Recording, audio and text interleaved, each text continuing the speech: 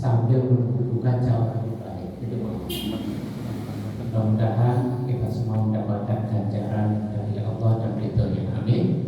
Rabbal alamin. Kita sampaikan salam kita sebagaimana Allah menyampaikan salamnya. Innallaha wal malaikatahu yusholluna 'alan nabi ya ayyuhalladzina amanu shollu 'alaihi wa sallimu taslima. Itu dengan banyak bersalawat. Allahumma sholli 'ala Muhammad wa 'ala ali. Mudah-mudahan salawat dan salam ini tetap tertujukan kepada Nabi kita Muhammad sallallahu alaihi wasallam. Bapak Ibu muliakan oleh Allah, kita kurang 5 hari lagi insyaallah ini Jumat, Sabtu, Minggu, Senin, Selasa ya Mas. Rabu pun yatim.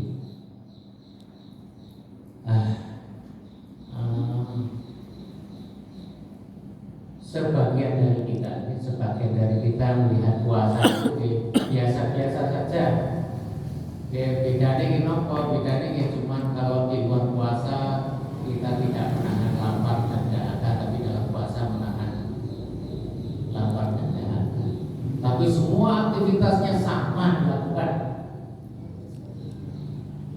Sehingga ini mumpung masih ada 5 waktu, 5 hari, jadi kita gunakan sebaik-baiknya untuk mengevaluasi puasa kita. Puasa min shaimin laisa lahu min siyami ilal ju' wal 'athas. Banyak di antara kita Bapak Ibu sudah payah-payah berpuasa dengan sebulan penuh, tetapi tidak dapatkan apa-apa, tidak dapat pahalanya kecuali apa itu neleh, nelan imawon, dan itu kebanyakannya begitu.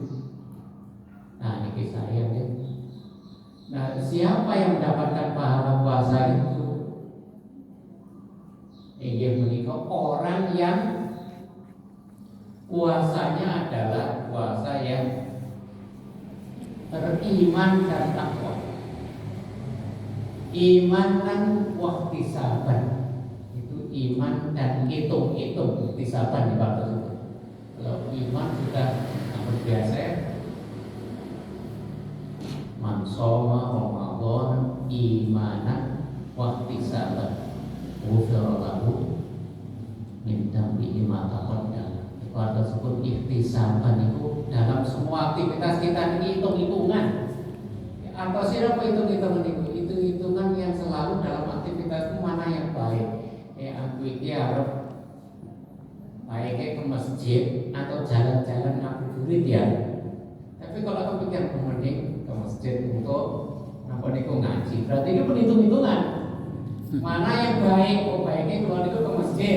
Nah berarti itu jadi ikhtisaban gitu. Sebaiknya saya ngaji, apa lihat HP saja ketika apa menghabiskan waktu. Baik kok ngaji. Nah itu atas ikhtisaban. Saya baiknya ini mau tarawih di rumah atau jamaah saja ya. Di masjid, ya kok baik masjid mau jamaah nanti bisa. Maka orang-orang yang beginilah orang yang ghufira lahu min dhanbihi ma taqaddam. Orang-orang yang akan mendapatkan ampunan dosa apapun dosa kita di tahun-tahun yang lalu. Dan Bapak Ibu, Rasulullah SAW kalau sudah akhir-akhir bulan suci Ramadan begini, apalagi 10 hari terakhir, apa yang dilakukan? Mengencangkan apa itu? Sabu, sabu mengencangkan tali pinggangnya. Untuk apa maksudnya? Untuk lebih banyak mengencangkan, berarti itu lebih banyak untuk beribadah dan juga memperbanyak sedekah. Memperbanyak sedekah. Dan Bapak Ibu, insya Allah saya melihat tradisi kita kalau Ramadan sedekah luar biasa banyaknya, dan itu yang utama. Nah mungkin Bapak diaturkan bapakan sedekah. Bapak Ibu muliakan oleh Allah, masih ada waktu Bapak Ibu. Apa saja sedekah-sedekah yang wajib. sedekah-sedekah itu yang wajib, yang kita tidak bisa menghindarkan kecuali harus sedekah. Nggak bisa kecuali harus sedekah. Yang berikut ada 5 perkara. Pertama, sedekah itu kalau artinya sedekah itu pemberian orang muslim kepada orang yang lain, maka itu namanya sedekah. Karena sidqun artinya adalah kebenaran.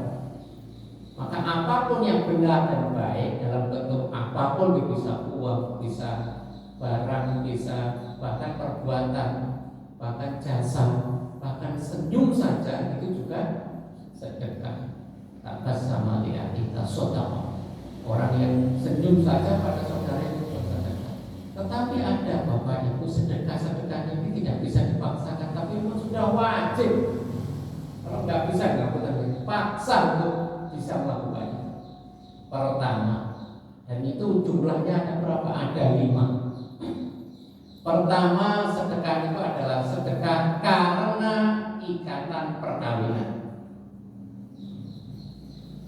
Begitu Bapak Ibu atau anak-anak kita sudah mobil itu nikah, halat menerima pernikahan itu, maka itu sudah harus berganti tanggung jawab. Yang dulunya seorang anak perempuan itu semua tanggung jawab orang tuanya, makannya, minumnya, pendidikannya. Tetapi begitu mobil itu nikah, akad pernikahan itu semuanya itu berubah, berganti tanggung jawab. Kepada siapa? Kepada suaminya.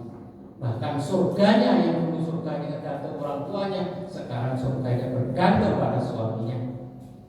Nah, begitu waktu menikah, maka ada kewajiban suami memberikan sedekah kepada istrinya. Karena apa? Ikatan perkawinan. Ikatan perkawinan menjadikan seorang laki-laki wajib memberi sesuatu kepada istri. Namanya nafkah. Dan nafkah itu terus ukurannya mampunya. Kalau mampunya buahnya ya lebih baik yang banyak. Mampunya ya semampunya. Yang memang Allah telah berikan semampunya segitu, berikan semampunya. Itu tidak usah delik-delikin ya para bapak itu. Kadang-kadang delik-delikin suami istri kita nggak tahu. Tetapi kalau selama sudah mencukupi kemudian dibatasi itu baik. Tapi kalau sudah nggak cukup kok dibatasi, nah ini kan boten. Bahkan ada satu cerita Hindun, Sohabiah Hindun itu pernah ngadu kepada Rasulullah SAW bahwa Abu Sufyan orangnya pelit, suaminya nih. Kalau Abu Sufyan itu pelit orangnya, bahkan untuk keluarganya saja pelit. Dan saya telah mengambil sebagian dari barang miliknya Abu Sufyan itu untuk saya dan anak-anak saya. Apakah boleh begitu ya Rasulullah? Apa jawaban Rasulullah? Kuti yaksika ma'ruf. Jadi ambillah secukupnya dengan cara ma'ruf. Jadi berarti apa nih? Boleh kalau ibu terus ngambil sebagian harta suaminya sepanjang itu untuk kepentingan yang baik, sebagaimana kewajiban nafkahnya untuk dia. Nah itu boleh. Jadi sampai segitunya nih orang anak suami kita harus mencukupi kebutuhan dengan memberi sebagian harta itu. Yang kedua, sedekah apa yang wajib? Yang wajib itu adalah sedekah karena nasab. Jadi kita harus dengan nasab. Hubungan nasab itu berarti hubungan karena adanya darah yang mengalir. Maka seorang yang memiliki hubungan darah harus memberikan sedekahnya pada turunannya. Yang menikah ayah, bapak kepada anak-anaknya. Dan ini Bapak Ibu, nasabnya seorang ibu itu pada biologisnya, tapi nasab anak kepada ayahnya bukan karena biologisnya, tetapi karena agamanya. Loh kok begitu? Ini Bapak Ibu, jadi kalau anak itu memang lahir dari pernikahan yang sah menurut agama, maka terjadilah nasab di situ.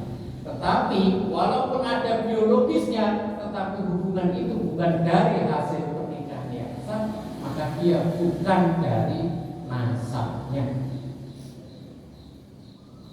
Atau sonopo ini sebelum nikah sudah hamil rumi, maka anak yang hamil itu walaupun itu biologisnya, tetapi bukan anak ayahnya. Walaupun kemudian dinikahi, itu anak itu bukan. Maka seorang ayah tidak memiliki kewajiban wajib untuk mensedekahi anak. Tidak ada kewajiban. Ini sing repot ya. Kayak hati-hati tentang hal ini. Maka Bapak Ibu, terutama Bapak, begitu ada nasab kewajibannya adalah nafkah anak dan sebagai walinya. Andai kata itu bukan nasabnya, maka tidak ada kewajiban nafkah, tidak ada kewajiban jadi seorang wali. Walinya ke siapa? Nasabnya ke ibunya, walinya kepada anak, kepada saudara laki, kepada simbahnya laki-laki, atau kepada pamannya laki-laki, atau kepada saudara laki-lakinya. Sampai masuk ke dalam. Jadi ini kita harus hati-hati. Yang kedua ini, ataupun nasab itu mengakibatkan sedekah. Tidak ada nafkah, tidak ada sedekah kalau tidak ada nasab, termasuk waris, tidak ada kewajiban itu. Yang ketiga, sedekah wajib yang ketiga adalah karena nazar. Kita harus mengeluarkan harta kita sesuai dengan apa yang kita ucapkan dari nazar ini. Aku engkau lepis kok diterima jadi PNS, sembelih kambing dua. Begitu diterima, maka kewajibannya harus nyembelih kambing dua. Dan yang bersangkutan tidak boleh ikut merasakan dari kambing itu. Itu kita merasakan sudah kurang ini. Kalau masih pengen kambing yang beli yang lain ya. Tapi apa yang sudah kita nadarkan dua kambing, maka keluarkan. Dan ini wajib. Tidak bisa terus bisa nggak ya tak ganti ayam, nggak bisa pun ini. Baru saja. Kan nazar itu sesuai dengan diteguhkan sesuai dengan janjinya. Oleh isi lulus dari polisi, lulus dari PNS, lulus dari guru, macam-macam nih. Besok iso ngelamar kok diterima, waduh itu deh. Itu janji itu harus dikeluarkan. Maka sedekah ini sifatnya wajib, tidak bisa diganti. Bapak Ibu muliakan oleh Allah, sedekah yang keempat yang wajib kita keluarkan adalah ini, sesuai dengan yang hari ini kita lakukan, pengganti dari puasa. Jadi ada di ayat di Al-Baqarah ayat 184.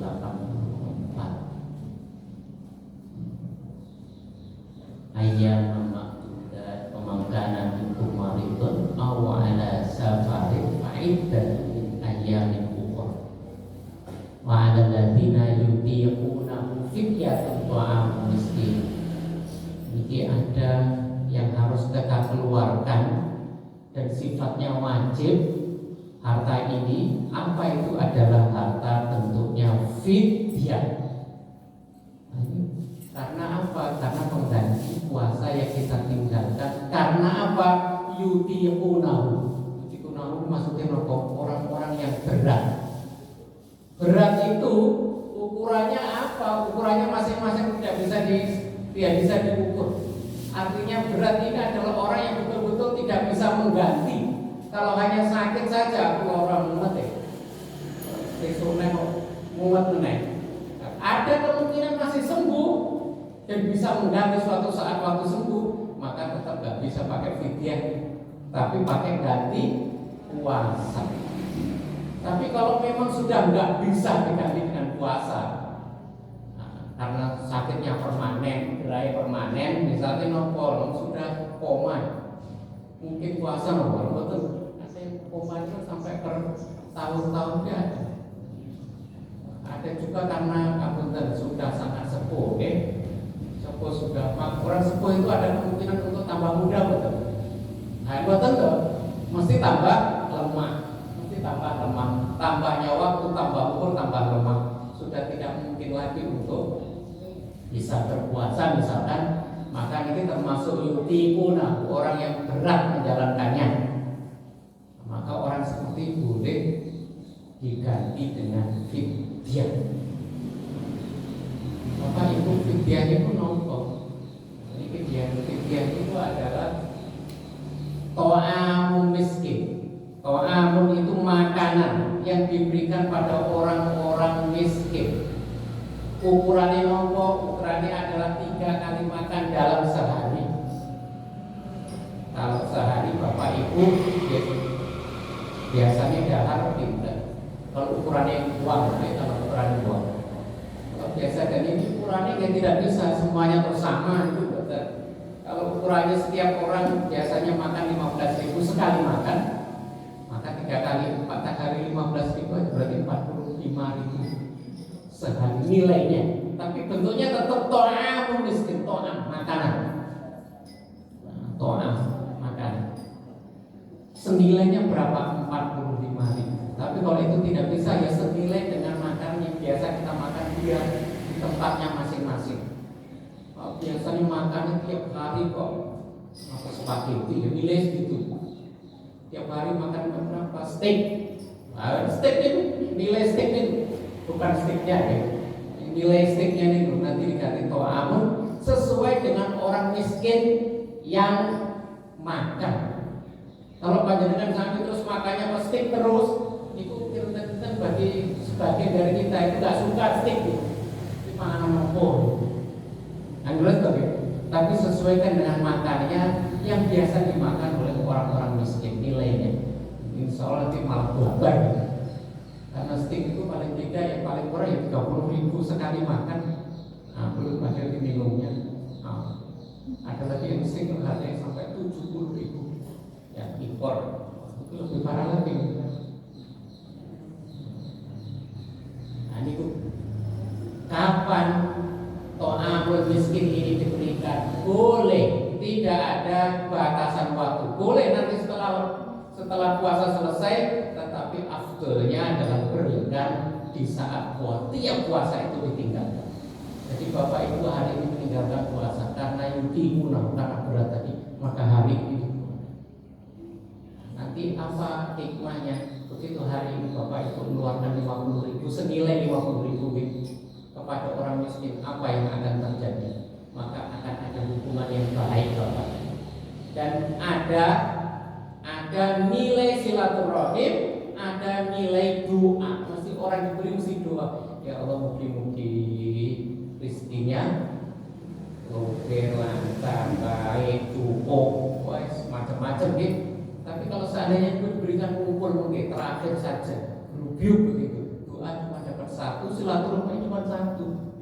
Tapi kalau kita berikan tiap hari, kita silaturahmi tiap hari dapat. Doanya setiap kali tinggalkan juga dapat. Maka baiknya fidyah ini diberikan setiap puasa yang kita tinggalkan. Nah, Bapak Ibu terus ukuran berat itu panjenengan sami yang sadar ukur koyo ini tidak kosong terus. Ada yang ukurannya sendiri yang betul-betul kita tidak mampu, atau karena saran dokter. Asli ini saya itu kuat loh, tapi kalau dokter melarang karena punya penyakit bawaan ABC semacam-macam, saya tinggalkan dan bilang puasa. Nah, sudah. Dan harus begitu terus. Misalkan ini, berarti sudah tidak ada kemungkinan untuk puasa terus. Maka itu termasuk yutikuna, orang-orang yang tidak mungkin puasa. Nah, tapi ada yang sekarang ini merasa berat. Aku tiap hari di sawah itu, mosok kok kosong. Nah, itu bukan termasuk yang yutikuna. Tidak harus kita ke sawah kok harus jam 12 siang kan betul nggih? Tinggal ganti jamnya. Nanti kita sawah lebih sesuai jam 6 atau jam itu misalnya, atau sonten pas lagi itu itu tidak sabit itu bisa. Tinggal ngatur waktu memang. Nah, itu fikih. Yang terakhir terkaitan dengan yang kelima ini, apa sedekah wajib yang harus kita keluarkan? Itu dalam bentuk zakat. Dan zakat ini ada, zakat itu artinya adalah suci. Zakat juga berarti anumu dibatasi penuh, tumbuh. Zakat juga artinya berkembang. Kalau yang berarti semua yang tumbuh, berkembang dan suci, maka bisa kita maknai itu kewajiban untuk dikeluarkan zakat. Wa fi amwalihim